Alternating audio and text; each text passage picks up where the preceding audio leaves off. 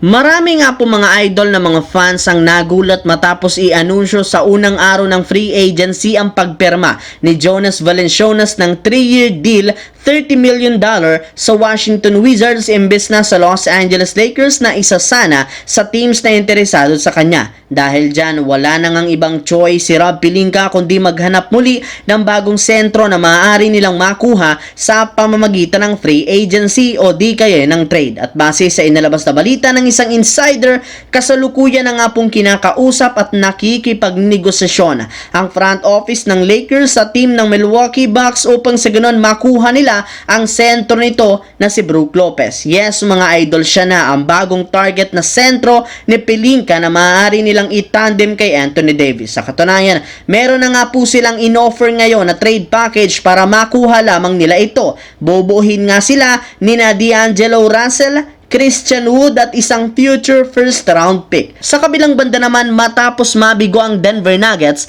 na madepensahan ang kanilang titulo, plano nga po nilang bumawi next year. Ngunit, ang pagsisimula pa lamang nga po ng free agency, hindi na nga agad naging maganda ang bungad sa kanila nito matapos ibalita na pumirma na sa ibang team si Kentavious Caldwell-Pope, 3-year $66 million para sa Orlando Magic. At dahil dyan, dalawang mahalagang pyesa na ng kanilang championship lineup ang umalis sa katauhan ni na KCP at Reggie Jackson. Kaya literal humina ang lineup ngayon ng Denver. Pero hindi rin naman papayag ang front office nila na mawalan sila ng mga malalaro ng walang makukuhang kapalit. Sa katunayan, plano nga po ng kanilang team na kunin sa isang trade si Russell Westbrook since balak nga itong i-trade ng Clippers. Bali, magagamit nga nila ito bilang bagong backup point guard kay Jamal Murray at bilang sixth man na tutulong sa kanilang bench next season. Samantala, kagaya nga po ng inasahan ni ilang oras lamang ang nakakalipas mula nang umalis si Paul George sa Clippers at maging isang free agent,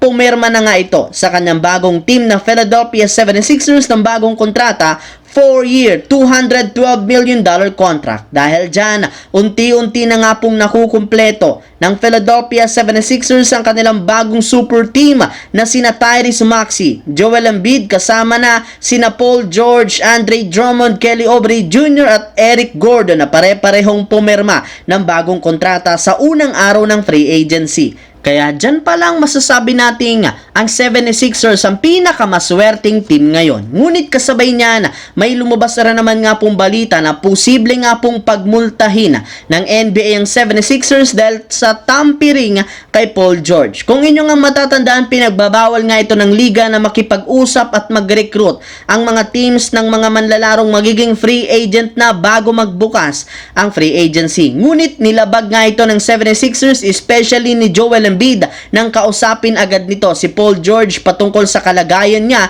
na magkasama silang dalawa sa ginawang broadcast ng liga sa nagdaang finals. Kaya mukhang pagbabayarin na naman sila ng liga plus tatanggalin pa sila nito ng draft pick sa mga susunod na taon. So yun lamang mga idol ang ating bagong video na ating pinag-usapan ngayon dito. Once again, this is your J-Zone TV. Huwag kalimutang mag-like, mag-subscribe, pindutin ang notification bell sa akin channel para lagi kayo maging updated sa mga videos na pinapalabas ko. Isang malaking shoutout sa lahat mga idol. Maraming salamat po.